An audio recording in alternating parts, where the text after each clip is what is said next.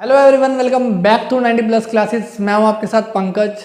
बच्चों, आज अपना नेक्स्ट फंक्शन जो हमारा मैनेजमेंट का है वो हम स्टार्ट कर रहे हैं। ऑर्गेनाइजिंग कर लिया, स्टाफिंग कर लिया, अब एक और बड़ा टॉपिक डायरेक्टिंग। जितने भी आपके मैनेजमेंट के फंक्शन हैं, प्लानिंग से लेके कंट्रोलिंग तक, प्लानिंग और कंट्रोलिंग तो है बहुत छोटे छोटे, ऑर्गेनाइजिंग, स्टाफिंग और डायरेक्टिंग ही बड़े थे। और हम ऑर्गेनाइजिंग स्टाफिंग ऑलरेडी ख़त्म कर चुके हैं, अब करेंगे डायरेक्टिंग। और इन तीनों के बाद कंट्रोलिंग की भी वीडियो डालने के बाद पहले हम ना क्वेश्चंस करेंगे, फिर बनाएंगे प्लानिंग की। वो पहले जो ये चैप्टर्स हो गए हैं इनके एमसीक्यू, थोड़े मिक्स एमसीक्यू करेंगे या फिर अपने केस स्टडीज, ये सब करेंगे। उसके बाद आगे के टॉपिक करेंगे ताकि हमें पुराना एक बार रिवाइज हो जाए। तो आज हम स्टार्ट करते हैं डायरेक्टिंग। आपने ये वर्ड डायरेक्शन सुना होगा, मूवी को डायरेक्ट करना। डायरेक्टर का काम क्या होता है? एक सीन, एक राइटर एक मूवी लिखता है, वो हमने ऑर्गेनाइजिंग में कर लिया। स्टाफिंग में ये होगा कि हीरो कौन होगा, हीरोइन कौन होगी, लेकिन वो सीन कैसे बनेगा, कैसे होना चाहिए, क्या उसमें हीरो को इमोशंस डालने हैं, कैसे एक्टिंग करनी है, वो काम होता है डायरेक्टर का। तो वहीं से ये वर्ड है डायरेक्टिंग, कि आपको आपका काम तो बता दिया गया, ऑर्डर तो मिल गया, आपको अपनी जॉब भी दे दी स्टाफिंग में। अब उस काम को कैसे परफॉर्म करना है सही से, या क्या आप गलती कर रहे हो, उसको जब एक मैनेजर सही करता है उसको बोलते हैं डायरेक्टिंग। तो अब इसकी डेफिनेशन देखते हैं। देखो क्या है डायरेक्टिंग। मीन्स इंस्ट्रक्शन देना, instructing, guide, supervision, motivating, leading, counselling and coaching people.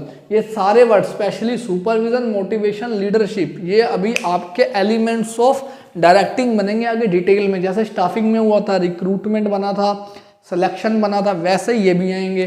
देखो इंस्ट्रक्शन देना मतलब काम देना, काम बताना, गाइड करना कि कैसे वो काम होगा। सुपरवाइजिंग मतलब नज़र रखना कि जो काम दिया गया है वो वैसे ही हो रहा है या नहीं हो रहा है, ये भी एक एलिमेंट है, अभी डिटेल में आएगा ये भी। अब मोटिवेट करना, अगर वो काम सही से नहीं हो पाया, एक बार एम्प्लॉय से गलती हो गई, तो उसे ये नहीं होना डीमोटिवेट कर देना, उसे डांट देना, उसको मोटिवेट करना, कोई बात नहीं इस बार गलती हो गई, अगली बार ध्यान रखना, उसे समझाना कि ये गलती क्यों हुई है। लीड करना है, एज अ लीडर की तरह आपने काम करना है। आप मोटिवेट रहोगे तो आपके एम्प्लॉयज़ भी मोटिवेट रहेंगे। तो उस तरह से उन्हें समझाना कि मेरे से भी गलती हुई थी, आपसे भी हो जाती है। काउंसलिंग करना, काउंसलिंग मैंने आपको पहले ही बताया था, आपके स्कूल में भी आते हैं कि आपको फ्यूचर में क्या करना है। तो ऐसे ही काउंसिल करना कि अगर एक पर्टिकुलर सिचुएशन आ जाएगी तो उसको कैसे सोल्व करना है।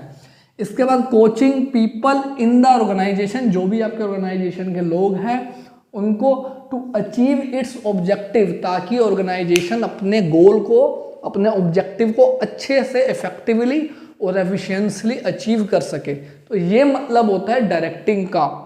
बहुत इंपॉर्टेंट फंक्शन होता है। अगर आपकी डायरेक्शन सही नहीं है, एक बच्चा बहुत अच्छा पढ़ने वाला है, उसने सारे कॉन्सेप्ट वगैरह क्लियर करे हुए हैं, उसे सब कुछ पता है, लेकिन उसको डायरेक्शन सही नहीं मिल रही तो वो कभी कामयाब नहीं हो पाएगा। तो ऐसे ही एक एम्प्लॉइज, जो एक मैनेजर होता है, उसकी ड्यूटी बहुत इंपॉर्टेंट होती है डायरेक्शन देने में कि किस काम को कैसे करना है। तो वो ये हमारा डायरेक्टिंग होता है। अब आते हैं डायरेक्टिंग के फीचर्स में, और आज के टॉपिक में मीनिंग, फीचर और इंपॉर्टेंस, ये चीज़ें कवर करेंगे क्योंकि फिर एलिमेंट्स स्टार्ट हो जाएंगे। तो एलिमेंट्स की तो अलग अलग ही वीडियो आपकी बनेगी। अब फीचर्स में देखो, सबसे पहला क्या है, ये मैंने इजी वाइज लिखे हुए हैं कि जो पहले इजी हैं वो पहले लिखे हुए हैं। It take place at every level.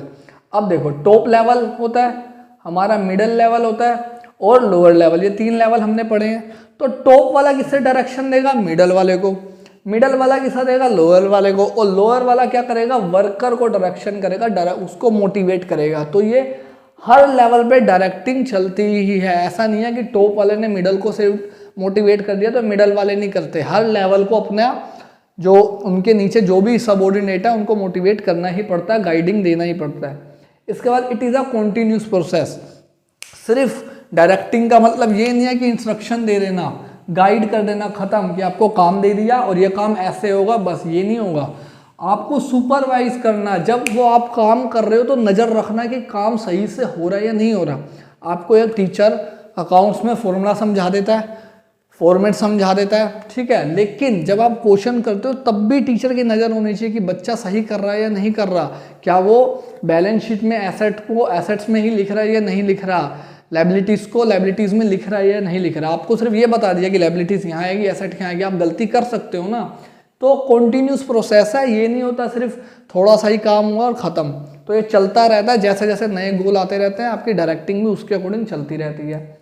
इसके बाद it flows from top to bottom, ये तो ऑब्वियस सी बात है कि हमेशा टॉप से नीचे की तरफ आएगा। हमेशा पहले टॉप लेवल मिडल को डायरेक्टिंग देगा, फिर मिडल लेवल लोअर को देगा, फिर लोअर लेवल वर्कर को देगा। कभी ये नहीं होगा वर्कर ही डायरेक्टिंग करने लग गया है, उनसे सजेशन लिए जाते हैं, ये हमने पढ़ा है प्रिंसिपल में, लेकिन डायरेक्शन हमेशा सुपीरियर ही एक सबऑर्डिनेट को करता है। इसके बाद इट इनिशिएट एक्शन, ये इंपॉर्टेंट है बच्चों, और इसके ऊपर ये आपकी देखो इंपॉर्टेंस में भी है पहला, और इसके ऊपर अलग से भी क्वेश्चन आ जाता है कि what do you mean by initiate action directing के फ्यूचर में। देखो ऑर्गेनाइजिंग में क्या हो रहा था, हर काम को डिवाइड कर दिया गया था कि जो सिमिलर काम है उन्हें एक तरफ कर दो, जो दूसरे काम है सिमिलर उनको एक तरफ कर दो, तीसरे काम एक तरफ, जो भी प्रोडक्शन वाले एक तरफ, सेल वाले एक तरफ, मार्केटिंग वाले एक तरफ। इसके बाद आपकी स्टाफिंग हुई, लोगों की भर्ती हो गई, लेकिन एक्चुअल में जो काम स्टार्ट होता है, एक्शन स्टार्ट होता है काम करने का, वो कहाँ से स्टार्ट होता है, डायरेक्टिंग से ही। जब तक आपको पूरी गाइडलाइंस नहीं मिलेगी कि ये काम कैसे करना है, तब तक आप काम नहीं करते। तो इनिशिएटिव मतलब जो इनिशिएटिव काम जो स्टार्ट होता है, इनिशिएशन, वो एक्शन का वो डायरेक्टिंग के बाद ही स्टार्ट होता है। आपको एक प्लेयर है, क्रिकेट प्लेयर है, उसे बता दिया गया कि क्रिकेट के ये रूल हैं, ऐसे ही ये शॉट मारते हैं, लेकिन जब तक उसे पूरे अच्छे से खिलाया नहीं जाएगा, एक शॉट को कैसे इंप्लीमेंट करना है वो बताया नहीं जाएगा, वो एक्शन में नहीं आएगा। तो वही है कि डायरेक्टिंग से ही एक्चुअल में एक्शन आपका स्टार्ट होता है।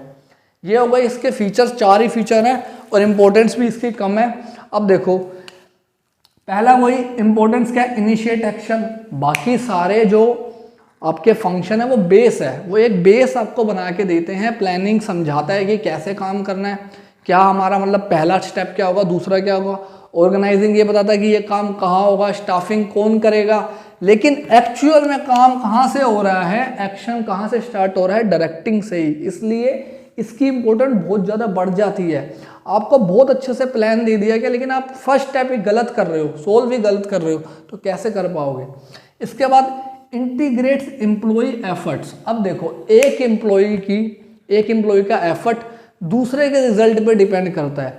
जब तक जैसे बुक में ना, बहुत सारी बुक्स में एक रेस्टोरेंट का एग्जांपल दे रखा है। रेस्टोरेंट में वेटर है, वेटर गया ऑर्डर लेके आया और उन्हें कुक को बता दिया कि ये ऑर्डर है, लेकिन अब कुक की जिम्मेदारी है कि जो ऑर्डर मिला है वही बनाए, और वेटर की जिम्मेदारी है कि सही ऑर्डर को सही जगह पहुँचाए। अगर कुक ने तो देखो बहुत अच्छे से खाना बनाया, बहुत टेस्टी खाना बनाया, लेकिन वेटर ने उसे गलत टेबल पे पहुंचा दिया, तो भी दिक्कत हो जाएगी। तो डायरेक्टिंग तो है, एक मैनेजर की ड्यूटी होती है, डायरेक्टिंग हेल्प करता है। इंटीग्रेट मतलब मिलाना, हर एम्प्लॉय अपना अपना एफर्ट लगाता है, सबके एफर्ट एक दूसरे से लिंक हो और हमारा ऑब्जेक्टिव गोल जो है वो पूरा हो सके, वो डायरेक्टिंग इसमें हमें हेल्प करता है। कि वेटर की ड्यूटी होती है बताना कि भाई ये बहुत देर से बैठे हैं, इनका ऑर्डर पहले बना दो, या कोई वीआईपी कस्टमर आया उनका ऑर्डर पहले बना दो। फिर कुक की ड्यूटी है उसे बताना है कि 4 नंबर का ऑर्डर था, ताकि वो 4 नंबर पे पहुंचा सके। तो इसलिए ये हेल्प करता है ताकि सबके एफर्ट अच्छी जगह से लगे। गाइड्स करता है एम्प्लॉयज़ को, ये तो हमने डेफिनेशन में भी देखा, गाइडिंग आया था कि किसी काम को कैसे करना है, प्रॉपर एक तरीके से गाइडलाइंस करता है एम्प्लॉयज़ को। अगर कोई गलती हो रही है उसे कैसे सही किया जाएगा, वो कौन मदद करता है, डायरेक्टिंग ही। इसके बाद फैसिलिटेट इंट्रोडक्शन टू चेंज। अगर कोई चेंज आता है तो हमने ये पहले भी पढ़ा है कि जो एम्प्लॉयज़ होते हैं वो उस चेंज को रेसिस्ट करते हैं, नहीं लागू होने देते। कई बार ऐसी कंडीशन आ जाती है, तो डायरेक्टिंग जो मैनेजर होते हैं वो समझाते हैं एम्प्लॉयज़ को कि अगर ये चेंज आएगा तो इससे हमारी ऑर्गेनाइजेशन को या आपको पर्सनली क्या फ़ायदा होगा। अगर ऑर्गेनाइजेशन का वो इंक्रीज़ होगा, प्रॉफिट इंक्रीज़ होगा, तो आपकी सैलरी अपने आप बढ़ेगी। तो वो भी अगर कोई चेंज आता है तो डायरेक्शन ही आपको हेल्प करता है। जैसे गवर्नमेंट कोई वो लाती है, नया बिल पास करती है, नई पॉलिसी लाती है, तो वो पहले हमें बताती है कि इसके क्या फ़ायदे हैं, क्या नुकसान है, तो वो ही यहाँ पे भी होता है। लास्ट है ब्रिंग स्टेबिलिटी। स्टेबिलिटी वही है, कभी कभी क्लैशेस हो जाते हैं एम्प्लॉयज़, मैनेजमेंट और एम्प्लॉयज़ के बीच में, उनके सजेशन अलग होते हैं, उनके ओपिनियन अलग होते हैं, तो डायरेक्टिंग ही हेल्प करता है ताकि वो जो क्लैशेस हैं वो ख़त्म हो सके, लड़ाई वगैरह ना हो, कम से कम वर्कर्स हमारे स्ट्राइक पे चले जाएं, कम जाएं स्ट्राइक पे। अगर वर्कर बार बार स्ट्राइक पे जाएंगे तो हमारी कंपनी का ही नुकसान है। फिर मैनेजर को जाना पड़ेगा, उनको समझाना पड़ेगा कि ये गलत है, आप गलत कर रहे हो, जो भी हमने चेंजेस लाए हैं उसका आपके लिए ही बेनिफिट है, क्या बेनिफिट है पूरा गाइड करना पड़ेगा। फिर कैसे वो चेंज अडप्ट होगा वो भी करना पड़ेगा। देख स्टेबिलिटी रहती है ऑर्गेनाइजेशन में, बार बार प्रॉब्लम नहीं आती। तो ये था आज का हमारा डायरेक्टिंग का छोटा सा टॉपिक, बट इंपॉर्टेंट है क्योंकि एक आधे फीचर्स पूछ लेते हैं फंक्शन के साथ। और अब जो आगे की वीडियो आएगी वो पहला जो एलिमेंट्स हैं, पहले तो आएगा मोटिवेशन या डायरेक्टिंग के आपके जो प्रोसेस है, सुपरवाइजन, जो सुपरविजन वाला एलिमेंट है वो सबसे छोटा है, वो 5 मिनट से ज़्यादा का टॉपिक नहीं है, तो उसको और मोटिवेशन को साथ में ही करेंगे। और मोटिवेशन बहुत इंपॉर्टेंट टॉपिक है, हर बार आता है एग्जाम में। तो नेक्स्ट वीडियो बिल्कुल भी बच्चों मिस मत करना। मिलते हैं नेक्स्ट वीडियो में। Thank you everyone.